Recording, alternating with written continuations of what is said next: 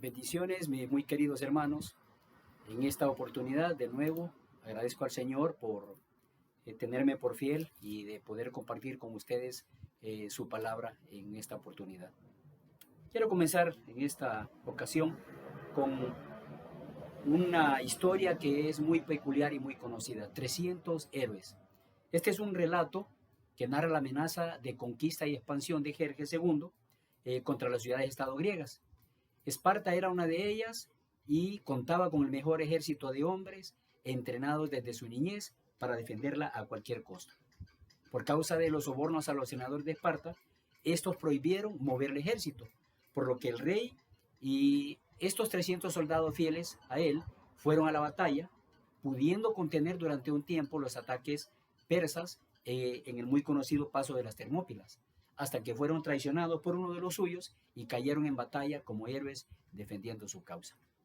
La palabra de nuestro gran Dios tiene también una historia de 300 hombres valientes, escogidos de entre 32,000 para enfrentar a un ejército de más de 100,000.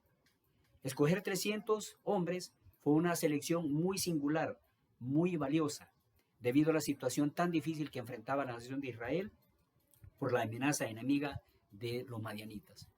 Quiero llevarle a usted precisamente a Jueces 7, en los versículos 1 y 8. Jueces 7, versículos 1 y 8, el cual dice lo siguiente. Levantándose pues de mañana Jerobaal, el cual es Gedeón, y todo el pueblo que estaba con él, acamparon junto a la fuente de Arod, y tenía el campamento de los madianitas al norte, más allá del collado de More, en el valle. Y Jehová dijo a Gedeón, el pueblo que está contigo es mucho para que yo entregue a los madianitas en su mano. No sea que se alabe Israel contra mí, diciendo, mi mano te ha salvado. Oremos. Dios, agradecidos contigo por una nueva oportunidad que nos da de poder exponer tu palabra. Padre, nuestro deseo y nuestra oración es que cada uno de nosotros, al ser expuesta a tu palabra, seamos retados. No solamente para atesorar esto en nuestra mente, sino que también de nuestro corazón, Señor, también salga las acciones debidas, Señor, al mandato tuyo. Bendice este tiempo y te lo agradecemos en el nombre de Cristo Jesús. Amén. Muy bien, hermanos. Después de presentar la situación del pueblo oprimido por los madianitas y el instrumento que Dios escogió para la liberación de ellos, el cual era Gedeón, este texto bíblico nos enseña la actuación de Dios haciendo por sí mismo una elección de hombres dispuestos a obedecer su voz. Gedeón demostró un compromiso de fidelidad con el Señor, probando su madurez al no apresurarse a iniciar la tarea de librar a Israel de sus enemigos hasta tener la evidencia cierta del llamado de Dios a esta obra. No solo de manera individual, sino también colectiva con todos aquellos que lo rodeaban para la pelea. No fue un asunto, queridos hermanos, de emoción, de autosuficiencia, de prepotencia, sino que es la actitud de un hombre que confía y depende plenamente en Dios y no solamente en sus propias capacidades. Gedeón disponía de un ejército en el que no todos eran aptos o disponibles para pelear. De igual forma, en la iglesia del Señor, no todos los creyentes se presentan dispuestos y aptos para el servicio. Se requiere, querido hermano, estar dispuesto y ser discípulo primeramente y así ser aprobado para el servicio a Dios. Por esta razón, yo quiero compartir con usted 5 requisitos de un discípulo aprobado para servir a Dios. Repito, 5 requisitos de un discípulo aprobado para servir a Dios. ¿Qué es un requisito? Un requisito es una cualidad en circunstancias o condiciones necesarias para realizar cierta actividad. Ahora, le comparto el primer requisito para un discípulo aprobado. Y este primer requisito es que debe ser diligente en su compromiso con Dios. Él debe ser diligente en su compromiso con Dios. Vaya conmigo a versículo 1. Levantándose pues de mañana, Jerobaal, el cual es Gedeón, y todo el pueblo que estaba con él, acamparon junto a la fuente de Arod, y tenía el campamento de los madianitas al norte, más allá del collado de More, en el valle. Cuando Gedeón recibió la confirmación de la ayuda de Dios por la doble señal, tal como lo vemos en el capítulo anterior, en el capítulo 6, a la mañana siguiente, muy temprano, se dirigió a la batalla con el pueblo que había reunido. Vemos aquí, hermanos, la diligencia de Gedeón iniciando las actividades desde la primera hora del día. Los israelitas acamparon sobre la fuente de Arod. La concentración del ejército se produce en un lugar donde hay agua. Este elemento es necesario como determinante para un grupo numeroso de hombres. De igual forma, el discípulo comprometido con su Señor debe ser diligente en cada área de su vida, sirviendo de forma eficiente y permanente. En Romanos 12:11 nosotros podemos encontrar una orden de Pablo. Y él dice, y voy a parafrasearlo, nunca se retrasen en mostrar entusiasmo, no sean perezosos o lentos, no sean indolentes o despreocupados. Y agrega inmediatamente, sean fervientes en espíritu, lo cual significa llenarse del celo y del entusiasmo necesario para cumplir debidamente sus deberes cristianos y así lograr la meta. Solo entonces se cumplirá en su vida el mandato de servir sin retraso y sin pereza, reconociendo el señorío de Cristo en su vida. La diligencia es importante, ya como lo hemos visto. Diligencia en el compromiso con Dios es el primer requisito, pero el reconocimiento de cómo hacemos las cosas con éxito nunca será debido a nuestra fuerza solamente o a nuestros talentos, sino que debemos reconocer que los méritos y triunfos en nuestra vida son de Dios y por esta razón presento el segundo requisito. El segundo requisito es que debe ser acreditado por su humildad ante Dios. El discípulo aprobado para servir a Dios debe ser acreditado por su humildad ante Dios. Y vamos ahora al versículo 2. Y Jehová dijo a Gedeón, el pueblo que está contigo es mucho para que yo entregue a los madianitas en su mano. No sea que se alabe Israel contra mí, diciendo, mi mano me ha salvado. Ahora, ¿por qué yo utilizo acreditar? O que alguien debe de ser acreditado por su humildad. Acreditar, querido hermano, es demostrar la verdad o autenticidad de algo. Especialmente asegurar o dar fe, evidenciando de que una cosa es auténtica o es verdadera. En este caso, la fe de Gedeón debe ser probada y autenticada en base a la humildad. Debemos de reconocer que la humildad es la característica o cualidad humana que se atribuye a todo aquel que se considere ser pequeño o insignificante frente a lo trascendente de su existencia con respecto a Dios. Ahora veamos algunas consideraciones entonces acerca de Gedeón. El ejército de Israel era muy pequeño frente a los enemigos. En el versículo 12 del capítulo 7 podemos ver de que los madianitas y los amalecitas y los hijos del oriente estaban tendidos en el valle, dice, como langostas en multitud, y sus camellos eran innumerables como la arena que está a la ribera del mar en multitud. Ahora, nosotros vemos aquí una hipérbole o exageración para llamar la atención del lector. Podemos ver de que eran miles de hombres frente a un ejército de solamente 32,000. Ahora, Gedeón disponía solamente de estos 32,000. Sin embargo, también él contaba con la promesa y garantía del Dios omnipotente, tal y como lo pudimos ver ahí en capítulo 6, versículo 16. Pero, hermano, Dios hace una extraña manifestación. El pueblo era demasiado, dice él, para enfrentarse a los madianitas. Dios no estaba dispuesto a entregar a los enemigos en manos de Israel con tantos hombres. Pero debemos de preguntarnos, ¿cuál era la razón divina? ¿Cuál era la razón de Dios para decir esto? Dios, hermano, conoce el orgullo propio del corazón humano. Él procuraba evitar que tal pecado se manifestase en una victoria sobre los enemigos. Dios sabía muy bien que Israel podía atribuirse el mérito, aunque no total, al menos parcial del éxito de la batalla. Dios tendría que castigar entonces la soberbia del corazón de todos aquellos, tal como lo hizo en otras ocasiones. Pero también, por esta razón, el Señor, hermano, tal y como lo enseña Isaías 42:8, Dios no permite que su gloria sea compartida con otros, tal como lo vemos ahí. Gedeón había visto ya dos evidencias del poder y la presencia de Dios, como lo vimos en capítulo 6, pero pudo haber pensado, esto es descabellado en reducir un número de hombres que ya de por sí significa la cuarta parte del ejército de Madián. Pero ¿sabe algo? Él prefirió autenticar su fe por medio de la humildad, reconociendo ante Dios, el Dios del pacto, el Señor de los ejércitos, de que ellos eran insuficientes todavía. De la misma forma, el discípulo de Cristo pone diligencia en lo encomendado y también se muestra humilde ante los retos y tareas que Dios le ha dado. El discípulo humilde da todo el crédito y la gloria a Dios como manifestación de esa gracia, de los dones, que es impartida por su Espíritu para cumplir a cabalidad su obra y su voluntad. En 1 Corintios 15:10, Pablo reconoce lo siguiente, y lo leo para usted. Pero por la gracia de Dios soy lo que soy, y la gracia que tuvo para conmigo no ha sido en vano. No obstante, dice él, he trabajado más que todos ellos, aunque no yo, sino la gracia de Dios que ha estado conmigo. Quiero que veamos por partes este versículo. Primeramente dice, por la gracia de Dios soy lo que soy. Pablo hace una revisión de su vida como estudiante, hace una revisión de su vida como fariseo, como perseguidor de la iglesia, pero también como un apóstol a los gentiles. La gracia, como lo vemos ahí repetida 3 veces, fue el poder que lo protegió y lo usó como un instrumento en la propagación del evangelio. Sigue diciendo el texto, y la gracia que tuvo para conmigo no ha sido en vano. Por esa misma gracia Pablo vivió, por esa misma gracia él viajó y trabajó y afirma que esa gracia dio resultados extraordinarios en su vida. Sigue diciendo el texto, no obstante he trabajado más que todos ellos. ¿Qué vemos aquí?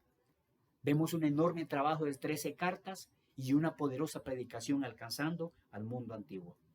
Y termina diciendo, aunque no yo, sino la gracia de Dios que ha estado conmigo. Que nadie, hermano, se imagine que Pablo se arroga el crédito por la labor realizada. Él rechaza toda gloria personal y agradece a Dios precisamente por esos dones. Él glorifica a su Salvador y Señor.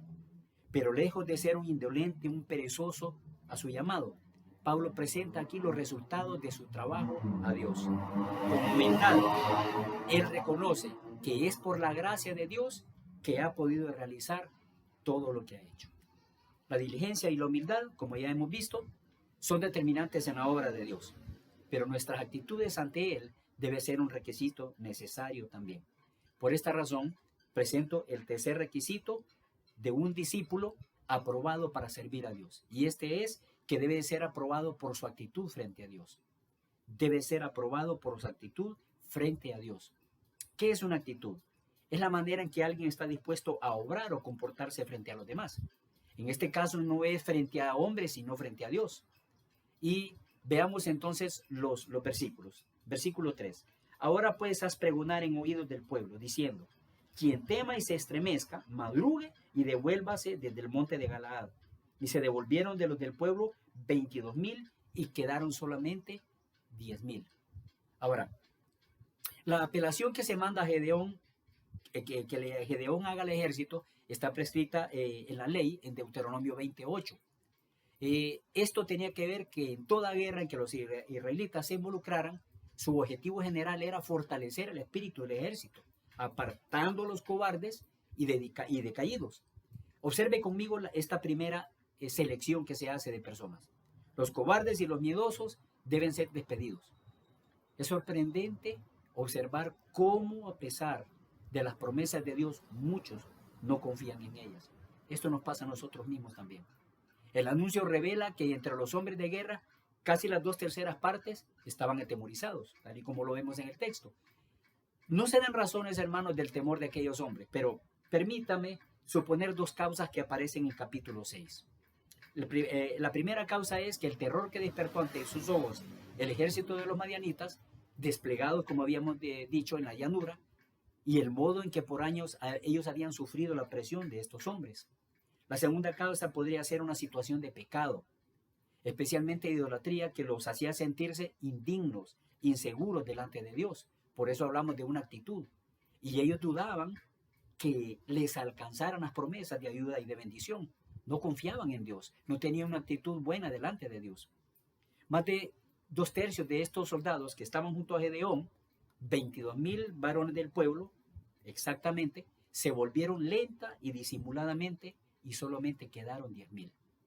De igual manera, el discípulo debe de tener una actitud de confianza en Dios y poner a un lado todo aquello que estorba a un servicio eficiente. Muchos ponen excusas de no servir diciendo que no son aptos para tales tareas, pero que en realidad solamente es un reflejo de temor. ¿Por qué razón? Por un mal testimonio debido al pecado. El Espíritu Santo capacita a todos por medio de los dones. Y a cada uno, Él desea que la actitud sea servirle con eficacia, servirle con entrega y servirle con decisión. Romanos 6:19 precisamente nos habla de esto. Y es una demanda de parte de Pablo.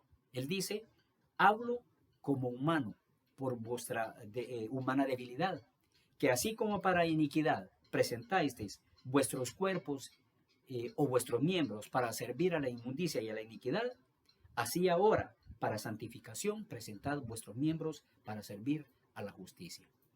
Hemos visto entonces diligencia, humildad y actitud que son requeridas para un servicio a Dios. Ahora comparto la cuarta, y esta es que el discípulo aprobado debe ser reconocido por su fe en Dios. El discípulo debe ser reconocido por su fe en Dios. Esto lo vemos contenido de los versículos 4 al 6, y dice lo siguiente. Jehová dijo a Gedeón, aún es mucho el pueblo, llévalos a las aguas y ahí te los probaré, y del que yo te diga, vaya este contigo, irá contigo. Mas de cualquiera que yo te diga, este no vaya contigo, el tal no irá. Entonces llevó el pueblo a las aguas, y Jehová dijo a Gedeón, cualquiera que lamiere las aguas con su lengua, como lame el perro, a aquel pondrás aparte. Asimismo, cualquiera que se doblare sobre sus rodillas para beber, también. Y fue el número de los que lamieron llevando el agua con la mano a su boca, 300 hombres. Y todo el resto del pueblo se dobló sobre sus rodillas para beber las aguas. Veamos ahí. Dice, aún es mucho el pueblo. 10,000 hombres aún podían atribuirse solamente lo que le pertenecía a Dios, hermanos. ¿Qué es esto? La victoria sobre Madián. Dios los iba a someter a una prueba. Observe conmigo la segunda selección. Observe conmigo ahí. Dice primeramente, llévalos a las aguas. La palabra utilizada para prueba es la misma que se usa para el refinado de un metal, para liberarlo de la escoria, o sea, de la suciedad. Salmo 12:6 nos habla precisamente de este proceso. Lo que Gedeón no podía discernir, podía seleccionarlo Dios, dejando solamente lo verdaderamente útil como instrumento en sus manos. Ahora quiero que usted note el énfasis de la frase, ahí te los probaré. Gedeón no tenía la capacidad para conocer lo que valía o no para la lucha, pero sería Dios quien haría la prueba por él. Es como si Dios le dijese, mira Gedeón, quiero darte lo más apto de entre estos 10,000, conforme a tu propio corazón, pero que estén dispuestos a obedecerme a mí y que confíen en mí así como tú lo haces. Por eso los pongo en el horno para probarlos y para purificarlos. Sigue diciendo, vaya este contigo, irá contigo. Mas de cualquiera que yo diga, este no vaya contigo, el tal no irá. A consecuencia de esto, Gedeón debía aceptar resueltamente el veredicto de Dios, despidiendo a quienes no hubieran elegido Dios. Sigue diciendo, entonces llevó el pueblo a las aguas. A consecuencia del mandato, Gedeón debía dividir al pueblo, poniéndolo a los que bebiesen como los perros en una clase, y a todos los que se arrodillaran para beber en otra, y así separar a los segundos de los primeros. El reconocimiento de los más apropiados para la batalla fue el siguiente. Los que buscan la comodidad deben ser despedidos. Los que beben cómodamente sobre sus rodillas deben ser apartados. Solamente quedarían aquellos que bebieran apresuradamente, ayudándose con las manos, en una actitud de diligencia, de vigilancia, de dominio personal. Después de la prueba quedarían hombres comprometidos y dispuestos a soportar la fatiga de las acciones. Quedarían hombres que no se detendrían buscando su comodidad, sino que avanzarían con disposición y con rapidez, tomando algo de agua con sus manos en tanto que sostenían su equipo militar para poder fortalecerse para la batalla y luego proceder sin demora contra el enemigo. Y hago una observación siguiente. Por una señal como esta, se supone que incluso un general ordinario habría sido capaz de reconocer a los más valientes de su ejército, sin duda. Pero si este relato bíblico no hubiese sido entregado, hermanos, es más que seguro que nunca se le hubiera ocurrido a un ordinario, como también a un reconocido o distinguido militar o general, que adoptara tal método de poner a prueba a los más valientes de sus tropas. E incluso Gedeón, este héroe de Dios, nunca habría pensado en disminuir todavía más, por medio de tal prueba, a un ejército que ya de por sí estaba tan empequeñecido o de intentar derrotar a un ejército de más de 100,000 guerreros, con unos cuantos cientos de varones que fueron los más valientes, si Dios mismo no lo hubiera mandado, no lo hubiera ordenado. ¿Cuál fue el resultado de esta selección de guerreros? Los 10,000 quedaron reducidos a 300. La prueba principal fue precisamente de nuevo la fe de Gedeón, mucho más que la propia selección del ejército. Y hago la siguiente observación: si 32,000 eran pocos, 300 era nada. No representaban ni siquiera el 1% del ejército de Israel. En tanto que el Señor estuvo dispuesto a fortalecer ya esa endeble fe de Gedeón con la señal del vellón de lana, de ese mismo modo elevaría la confianza plena en la omnipotencia divina, o sea, en Dios, que también requirió de Gedeón. Cuando Gedeón fue fortalecido en su fe, esto fue una demostración también de su fe. ¿Cómo? No solamente por medio de la purificación del ejército, para que diera toda la gloria de Dios, sino que también él pudiera aceptar que toda la victoria sobre el gran ejército era proveniente únicamente de la mano del Señor. En nuestro servicio al Señor, las demostraciones de fe en el diario vivir son relevantes y necesarias.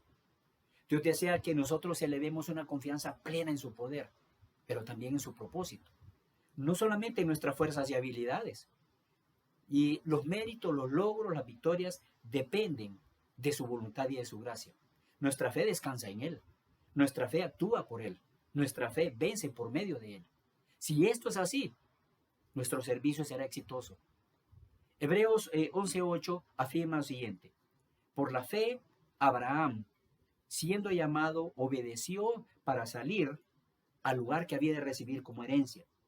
Y dice aquí, y salió sin saber a dónde iba. Abraham, queridos hermanos, es reconocido como el padre de la fe. Su obediencia, como podemos verlo aquí, fue un sinónimo de fe y de confianza en Dios. El hombre de fe es reconocido por sus actos. Por lo tanto, podemos decir que la fe se vuelve o se traduce en acción. Diligencia, humildad, actitud y fe son requisitos para el servicio eficiente. Pero debemos también poseer las promesas de Dios para cumplir estas actividades cada día. Por lo tanto, la quinta y último requisito para un discípulo aprobado para servir a Dios es que él debe de ser poseedor de las promesas de Dios. Él debe ser poseedor de las promesas de Dios, tal y como lo vemos versículos 7 y 8. Entonces Jehová dijo a Gedeón: con estos 300 hombres que lamieron el agua, os salvaré y entregaré a los madianitas en tus manos. Y váyase toda la demás gente, cada uno a su lugar. Y habiendo tomado provisiones para el pueblo y sus trompetas, envió a todos los israelitas, cada uno a su tienda, a su casa. Y retuvo a aquellos 300 hombres y tenía el campamento de Madián abajo en el valle. Dice aquí, entonces Jehová dijo a Gedeón, después que sus guerreros hubieran sido divididos en un pequeño grupo de 300 hombres, tal y como lo vemos, y como un cumplimiento del mandato de Dios, también le ordenó que despidiera a la gran multitud de 9,700, cada uno a su lugar. En otras palabras, cada quien para su casa. Ahora, quiero que observe lo siguiente. Jehová prometió que él salvaría a Israel con 300 hombres y que entregaría a los madianitas en su mano. ¿Qué es lo que observamos aquí? Observamos que la promesa precede al mandato para facilitar a Gedeón la obediencia de todos los reunidos ahí. Sigue diciendo, y habiendo tomado provisiones para el pueblo y sus trompetas. ¿Qué vemos aquí? Los 300 hombres escogidos tomaron las provisiones de los 10,000, de los casi 10,000 que se fueron, ¿verdad? Tomaron las trompetas y Gedeón envía a estos 9,700 cada uno a su casa. Estas últimas palabras llevan los preparativos de la batalla y a su fin, como también esta oración final introduce el conflicto, como también la victoria que vamos a ver en otras predicaciones. De igual forma, querido hermano, el discípulo que desea agradar al Señor debe ser poseedor de sus promesas para cumplir lo que se le ha ordenado hacer. En Mateo 28, versículos 19 al 20, que es un pasaje muy conocido por cada uno de nosotros, dice, por tanto, id y haced discípulos a todas las naciones, bautizándolos en el nombre del Padre, y del Hijo, y del Espíritu Santo, enseñándolos que guarden todas las cosas que os he mandado. Y aquí está la promesa: yo estoy con vosotros todos los días hasta el fin del mundo. Amén. Y yo te pregunto lo siguiente: ¿eres tú ese discípulo comprometido como un poseedor de esas maravillosas promesas necesarias para fortalecer tu servicio a Él? ¿Eres tú ese discípulo aprobado y comprometido que posee esas maravillosas promesas? Espero que así sea. ¿Qué hemos aprendido hoy, queridos hermanos? 5 requisitos de un discípulo aprobado para servir a Dios. 5 requisitos de un discípulo aprobado para servir a Dios. Nuestro máximo ejemplo de cómo se debe servir, que es el Señor Jesús. Él mismo nos dice en Marcos 10:45, porque el Hijo del Hombre no vino para ser servido, sino para servir y para dar su vida en rescate por muchos. Querido hermano, si Él te dio hasta su propia vida para servirte y también para salvarte, ¿qué estás dispuesto tú a darle hoy en gratitud?